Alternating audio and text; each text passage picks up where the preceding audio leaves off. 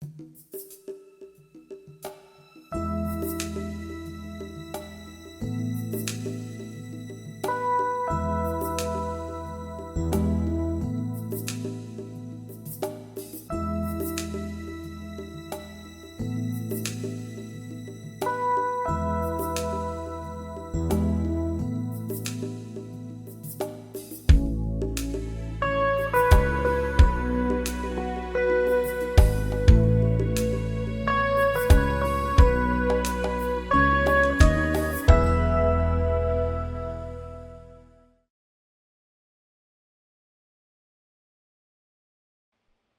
first one's the reading, where nobody reads their own material. So everybody gets a sense at least of what the play is about. That's all the first segment of rehearsals.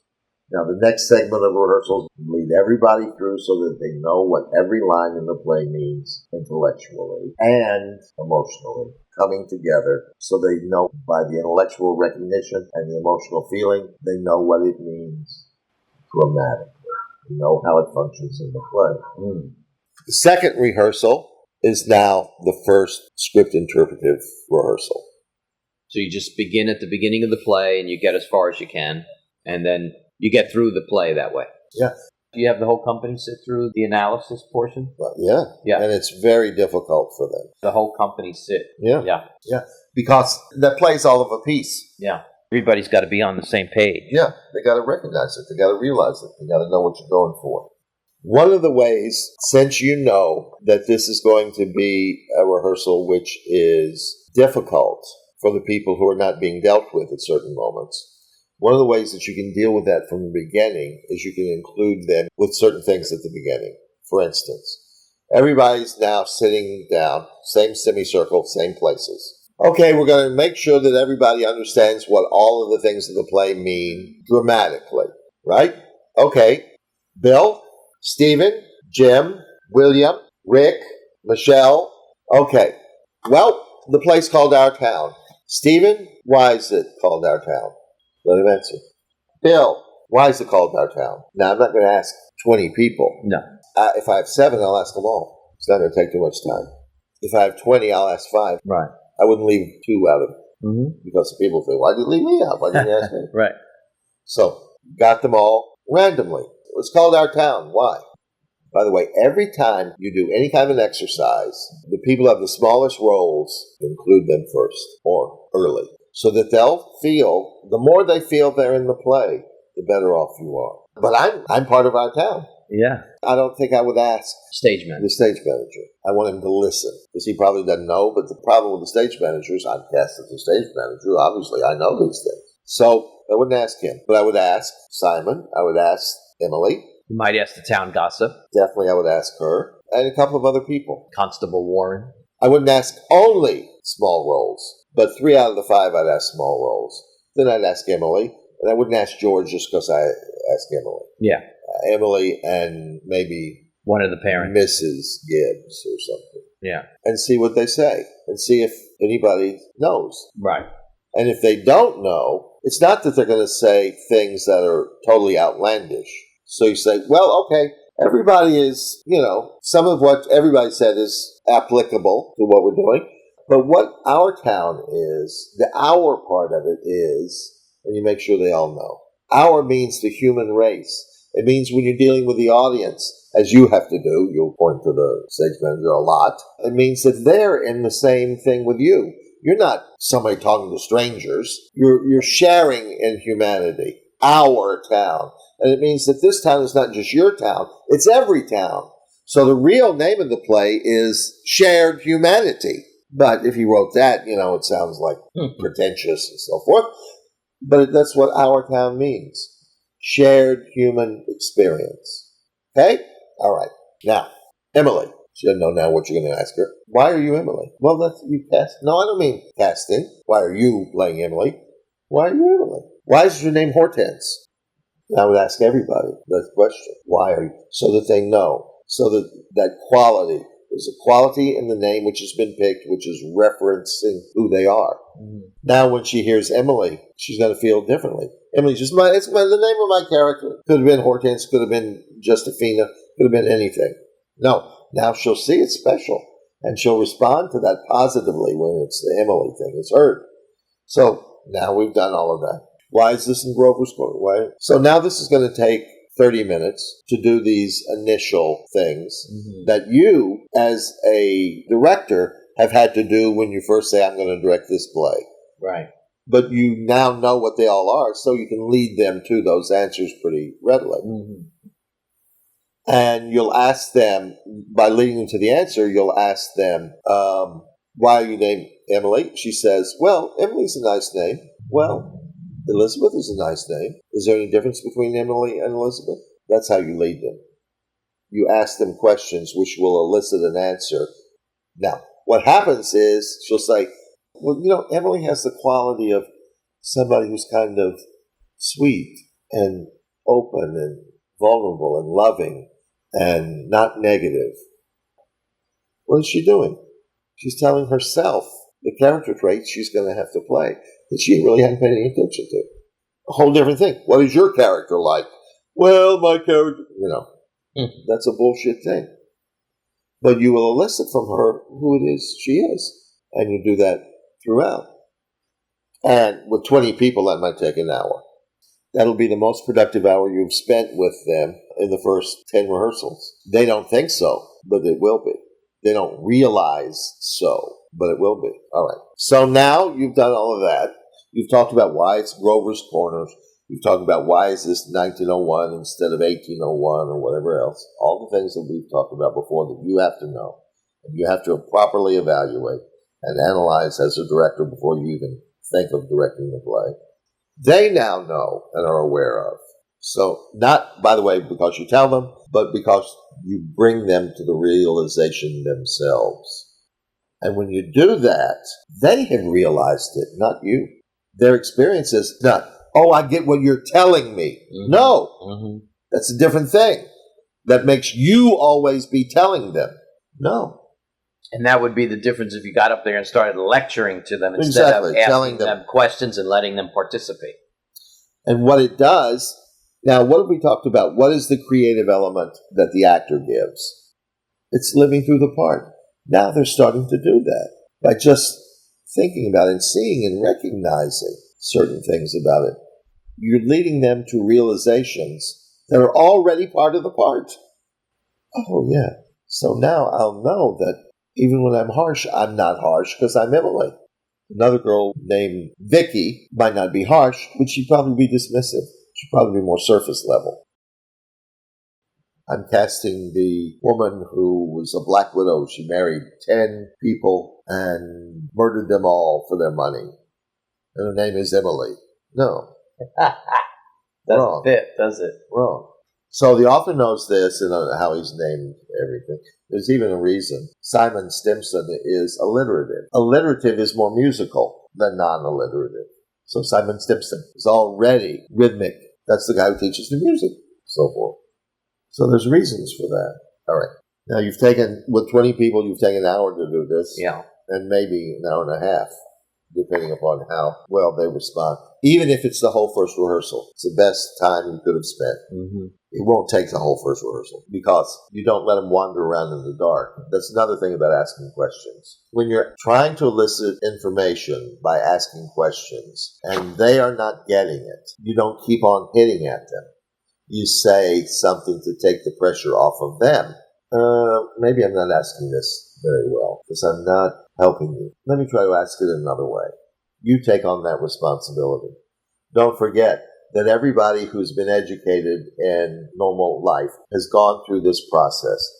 When they're asked a question in school, they're supposed to already have memorized the answer, which they parrot back. And when you ask them the things, you tell them at the very first of the process. You say, look, I'm going to be asking you questions as we talk about these things. I don't want you to have the answer ready.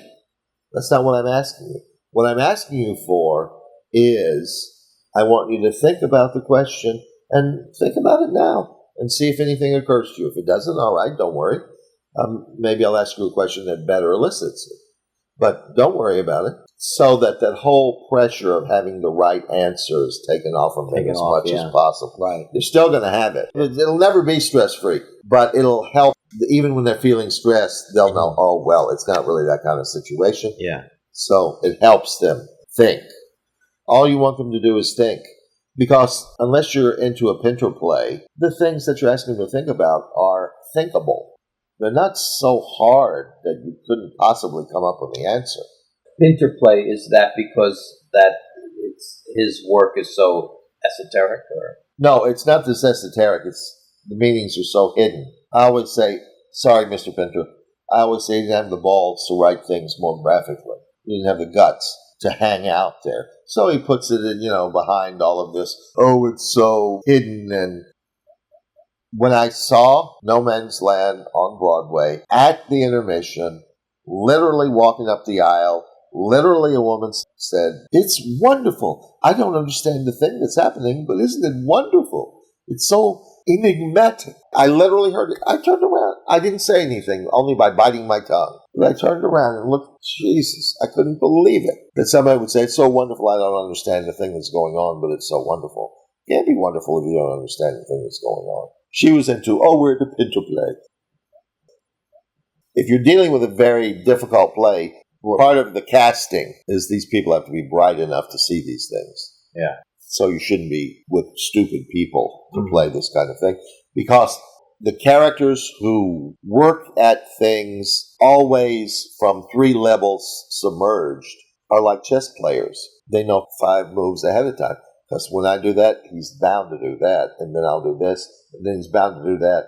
Now I'll have the queen in danger. Their minds, those characters' minds are like that. So you can't cast stupid people to play those roles. And even in something like The Dumbwaiter, where they're playing assassins, you still need the cunning. The actor right? has to know. The actor. The actor has to be able to appreciate. But anyway, so now you will have done all of this. So hopefully you got a 3-hour rehearsal or 4. Hopefully you've used an hour and a half in this first thing. Then I would take a break. 5 minutes, key things, lets them relax. Secondly, it lets them know that now what we're going into is different from what we were just doing. Because that's more of an overview of the title and the names. Now you're going to get into each scene, right? More than that. We're going to start the first play and line by line by line. line. Yeah. All right. Now, if they've known all of the things that they've just heard an hour and a half before, then they go take a pee and get some water. Now they come back. Now they're more primed to understand that you're not trying to make a mountain out of a molehill by making sure that they ask each line. And not only that, but when you ask them lines, they'll have the information from the prior hour and a half with which to come up with an answer.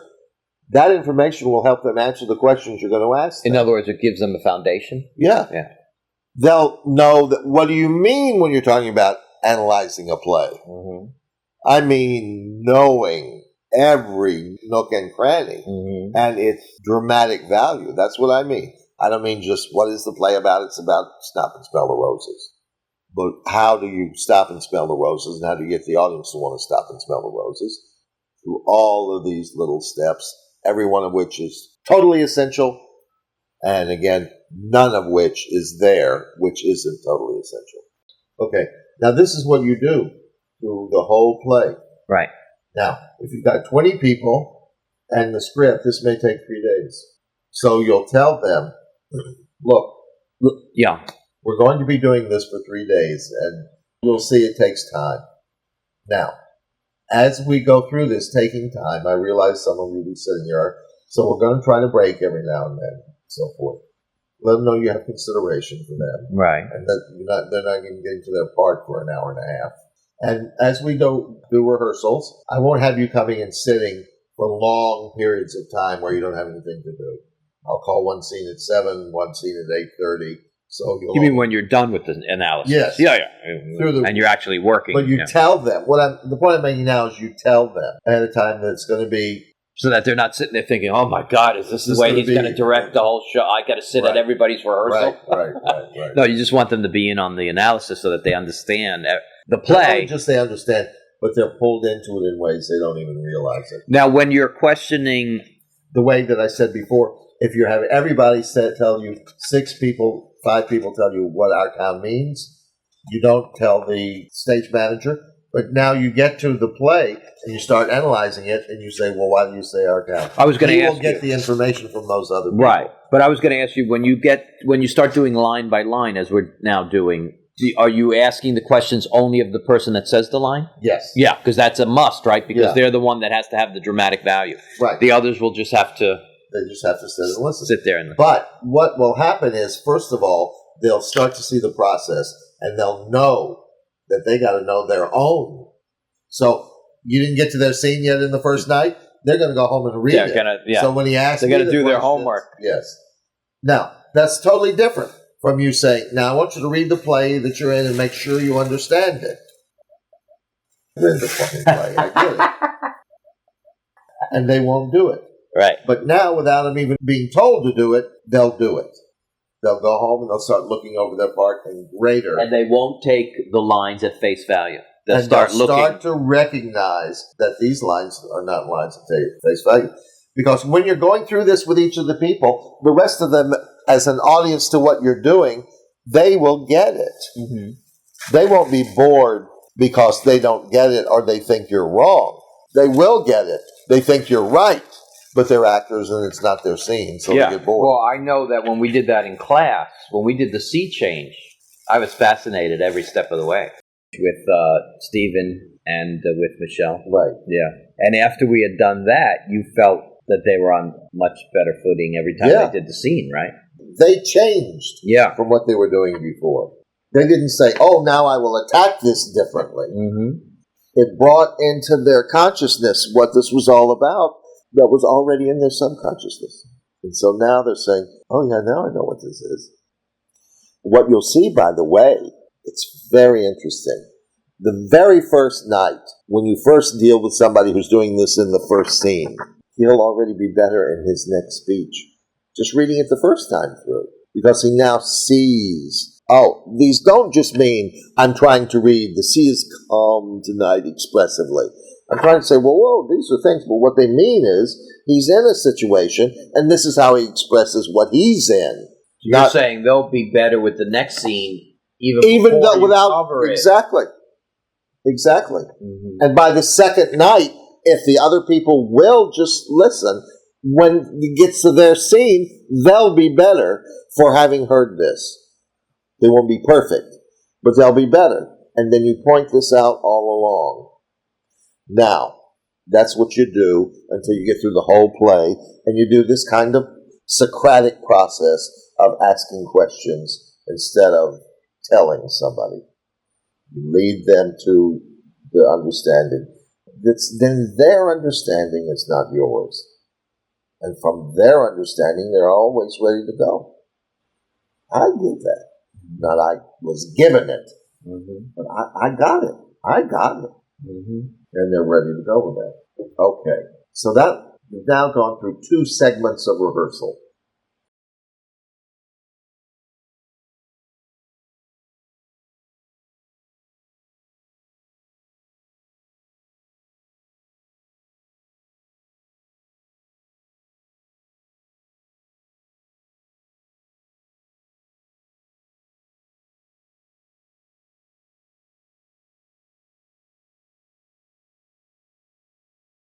The 3rd segment of rehearsals. So what do you do in the next rehearsals? They're still sitting there in the same semicircle. I'm not really ready to work the scene yet. I only want them to start to explore, and I'm going to watch them to see that they know what the line means dramatically, and then as they read it. Now, you don't expect them to do it perfectly, but the only thing you do is, if you see they don't remember a significant point, not how to play it, but what it is, then you remind them. Now, this is not tonight, because we got the whole rest of the play to go through with everybody else. Right. I don't have the expectation that you're going to do it exactly. Right. But I only watch and see if there's something where there's a whole passage, you don't remember that. And I'll just remember, I'd say, well, when we went through this the other day, the first time, what was that we said this was about? And I'll say, last time we went through it, I told you, or I brought you to understand. No. What was it about? Because they have to know it. And so you would stop, and you would redo that little section. The other people are just going to have to wait. And I tell them, don't act, just read it now. There may be things where your character is angry, and you're not angry. Well, don't try to read it like you're angry. Just read it. We know we'll get there to where the anger is later. We have a whole rehearsal period to do that. So now you want them to read to each other with the dramatic meanings. And when they do that, what's going to happen is they're going to start making each other respond without trying to. Because now they're getting into the play. They're getting into it the way they should get into it. Instead of, what am I going to do with this? Right? It's something the other one says, and then you don't quite like it. Look, I'm asking you to do this for me, will you? The line says. The other person says, I'm not going to do it right now. Well, you were genuine when you asked, because the reason what made you genuine is now you understand what that line means. So you're genuine when you ask. You do this process so they know every line, what it means and everything. As they start to read what they're going to read, it starts to move the other person, because both of them, the other person has heard it, and he understands the scene better. Even if he was bored, he goes in. He will get, nobody turns off totally. You can't do it. Mm-hmm. So everybody now starts to respond, and they're not even working on anything yet. What I'm doing in this thing is, first of all, making sure that the other two segments that we've done have printed on the actor, and now I'm having them start to play it to each other, only on the sense, don't try to hit any high notes, but you'll start to see that their intuitive responses in relation to what the play means start to get triggered. After we did the second segment, which is everybody has to know what every line means, the rehearsal, I would still want everybody. Everyone in the play, even though you might only do Act 1, and let's say I don't come in until Act 3. Right. So that when you get to their scene and you want to see if they're picking up on what was done in Part 2, they already understand what you're looking for in the process. Once they know the play, they'll start to respond. They can't help it. You're going through this third segment of the rehearsal period, and you have somebody, and they're reading something, and it's clear that part of it they didn't get. You ask them again, well, what's it about? And then they say, oh, well, it's really because he's trying to seduce her. Although not literally, he's getting her primed. Mm-hmm. Say, okay, now say the line with that reality. And then they just read the line, and it has none of that reality. Then you can say, okay, wait. Remind me what we just said the reality is? They said, well, he's really trying to seduce her. Not for right now, but he's trying to get her interested in being seduced later. He's trying to prime the pump. Yeah, okay. So how would you say that in your words? And they say it in their words, and it'll have the quality. Because when they say it in their words can't be meaningless. It will go to that quality. And then you say, okay, now just go and read the line again, and that will help them to get to that way to read the line and then allowing that quality to come in. Mm-hmm. So that's one way that when you're working this way, you can help them. Sometimes you can help them by playing them off of the other person. If it's a guy and the girl who's been cast to be seducible, is attractive, you say, well, what is it he's supposed to be doing there? The guy will say, well, he's trying to seduce her. Not now, but he's priming the pump for later. And he's not saying the line with that. Since it's a seduction kind of thing, and he's afraid of giving it away, he may not look at the girl at that moment. Now just go back and read the line again. But we'll go on from there, don't worry. You don't have to get at this all tonight. But I just want to see something. Now read it. And it still may be withheld from the line. Then I would say, now this time, let's read it one more time, and then we're going to go on. But one more time only. This time, look at your scene partner and see in her what your character would see. So they'll really start to have something happen. Mm-hmm. And you don't say, oh, that's right, because you don't want them to try to imitate it. Say, fine, go on. So this is the third segment of rehearsals. Now, what else do you have to do? People have to learn their lines. They got to know how to wear the costumes. What's that? Blocking. So how do you do that? In that third segment of rehearsals, you still have them sit where they sat in the original semicircle. They're sitting exactly the same place. What if you get to a scene where you get to that scene where this guy's that happened to be placed there, and this one's all the way over here? You still have them sit in those same seats? You always have them sit in the same seats. But the fourth segment of rehearsals is now where you say, okay, now we've been sitting down just in the seat where you are up to now. But tonight, if at some point you feel like you want to go closer to the person, do it. Don't just go over to the person. But if something you feel like now, I wouldn't say this across the room to her. I would go up to her first. Then you can go over there. Then when you're through dealing with that element that made you want to be there, you're through talking to her and so forth, then I want you to go back to sit where you were before. But you have the freedom to move around now. I don't want you just moving around. But if you feel impelled, they block themselves. Because blocking is an imitation of human action, physical action. So if we want to say something to somebody on the sly, we're not going to say it from across the room. We'll go over to them and say, now where will we go? We won't pull them into the middle of the room. We'll pull them into a corner and so forth. Now, when the person knows, gee, I really want to prime the pump for seducing this woman now, and I wouldn't say it from across the room when other people are in here. So now I let him get up and he'll go over and he'll probably sit down by her. Kind of say, well, whatever his line is, that now is the priming the pump for the seduction line. He'll go over to her and he'll make it private. Now, when you're on the set and he's somewhere, even if he's only one chair away, he'll scoot over and make it private again on the real set. See, because the whole thing is not going here to there on a set, which is what blocking is. Oh yeah, I remember on this line I'm supposed to go over to that. That's all mechanical bullshit. So you don't ever have to block a play. You just get them moving in relation to each other for the psychological realities that pull them together or push them apart. Because nobody is going to say, well, I'm tired of talking to you about it, and just hang in anybody's face. No, they'll turn away.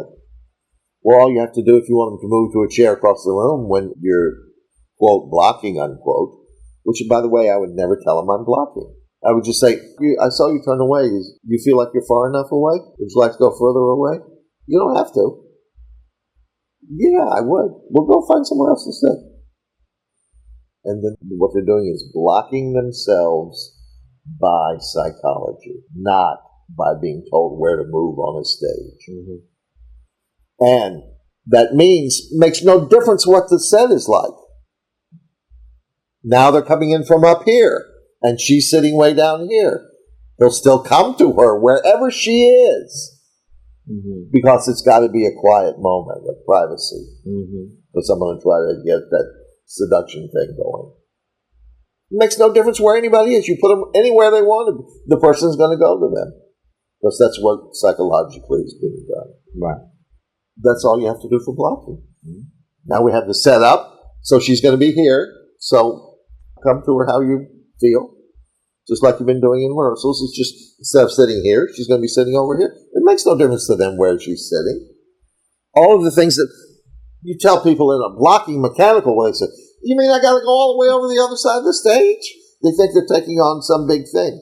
Yeah. But when it's psychologically done, like we do in life. Right. If you came in next week. Right. And I was sitting here and you were sitting there, you'd feel... Meaning here as opposed to just at the end of the couch. Yeah, right.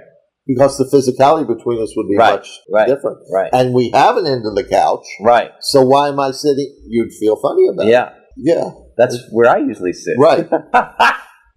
You would come, like, so that when you come in here, there's a mode of behavior that I haven't blocked, but that you'll do. So that's how you block. Mm-hmm. You let them block themselves, and then you put them on the chessboard. Mm-hmm. So area 4 is when you would say, let yourself move. Right. Is that a time you're setting up? Still the semicircle. Because if you set it up in relation to the scene, and then you decide to change the set a little bit, then now it begins to be a blocking thing. Here in the semicircle, one thing they know, we ain't playing this whole thing on a semicircle. Right. So now it's only just how I feel in relation to the person that sends me where I go, closer or further. And again, if the person at that end of the semicircle or close to it, and the person that sits over here, if they have a 2-man scene, you're starting them off in those same separate seats. Yeah, because I want it to come. I want the blocking that actually comes. I want them all the time they're in the semicircle for them to be exactly the same place they were the first night. Because I put them there in the semicircle so that they're in relation to other characters throughout the play. And they will feel that as they sit there. So you would keep everybody in exactly the same thing as long as that. Now, when they start to move, you still want to keep them in that thing because you want them to have the capacity to move later in any area that you put them in. Blocking is always done mechanically because it's telling them where to go just because I told them where to go. And actors always who are blocked that way always look it. You can watch it and you can say, I know this. I know the director told him to walk from there to there now. I know that Simon Stimson was supposed to come here and turn and come down stage now. You can see it in their behavior. But if Simon Stimson is walking across drunk and there are other people, he has a choice. Do I go by the other people or do I go in a direction that's not by them? And so there's a psychological reason why he would go by them. And this is great for movies, by the way, where everything is not tied to just this or that or the other little place. It might be a whole front yard I'm shooting because I'm shooting an establishing shot. So wherever this kid runs, the father runs to catch him. Makes no difference where he runs. But totally different if you say to the father, run over there and catch him by the tree. You say, I can't catch him. He's not by the tree. Really? That's right. Yeah. That's what people do. Yeah. Because they think of it in mechanical terms. Right. But anyway, in this whole fourth segment, now they know where to move. You don't have to tell them to do it. They're going to go over to her. Because when they went over to her, they know it's right. They feel it. They don't just jump up and start running around. Because at the beginning I say, look, I don't want people to just start running around. This isn't about running around. But I just don't want you to be tied to your chair any longer. You see, I am emancipating you from your chair. Because they will have felt, I'm a little stuck to the chair by the time you're... by the time you get to fourth stage, yeah. Yeah, they're ready to get up and move. And they feel good about it. Because they've had the impulse to go to her. They know what the play's like. Now, up to this point, no notes. Don't give notes. For stage 1, 2, 3, and 4? Don't give notes. Although, if in stage 3, they're clearly not remembering stage 2. About don't give notes. I'm not saying you don't work with them. Yeah. I'm saying you don't have somebody taking the notes. Right. And at the end of it, everybody sits down and you tell them, when you go there, don't go there. No. You don't know notes and all of that. Because the notes already says you're doing it wrong. You're also doing things that make them want to do the right thing. So you don't have to remind them to do it the next time. They'll remember to do it because they want to do it. They think they thought it up. They think they thought up what it means. They think they thought up where to move. They think they thought up my sense of what the play's about. And from those things that they think they thought up, they'll continue because they're not perverse. They're not going to think up things that make them look bad. Right. Or they're not going to think up things that they think, this will fuck up the play. No, it's not perverse. It's the only things they think up are the things that you have brought them to think that they're thinking up are things that are exactly right for the play. When I say don't give notes, I don't mean you don't stop them. That's working on a scene. Right. I still don't give notes. I might say at the end of the scene, oh yeah, John, and that first thing, try to be a little more, but don't make a big deal out of it. And you have to go through that whole play now scene by scene. But you're not going to give notes. No, I'm not going to give after the thing notes. No. Because that doesn't give them a sense that I can do things and be wrong. You give... It's still an exploratory stage, right?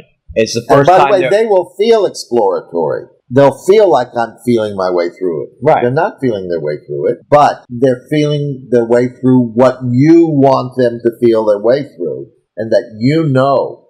If you just let people feeling their way through things on stage, which some actors like, I just want to keep running the rehearsal and feel my way through it, which nobody feels when you have a dictatorial director move here now and move there on that line and all of that. Everybody hates that because they feel I got no exploratory things of my own. I can't find anything of my own. Well, no, they can't find anything of their own, but you don't give them that sense when you work in the way that I'm suggesting now. because they feel that they're coming to these conclusions, which is fine. I don't mean that, I'm thinking diabolically. No, it's none of that. It's just that you're letting them do it and get to it in a way that they don't realize that they're being guided, but they're being guided. Mm-hmm. But because if they're not being guided at all, they're not going to go to the right things ever. They can stumble around a play for 9 months, forget 6 weeks, and they'll never be right. Because you have to be that lens that focuses everything on. After you've done that whole thing for the whole place sitting around, and now I would start approximating the set. That's all you have to do for blocking. Mm-hmm. Now we have the setup. So she's going to be here. So come to her how you feel. Just like you've been doing in rehearsals. It's just, instead of sitting here, she's going to be sitting over here. It makes no difference to them where she's sitting. In the room, it's not the same place. Because when it was a semicircle and she was sitting down here, she was sitting downstage left.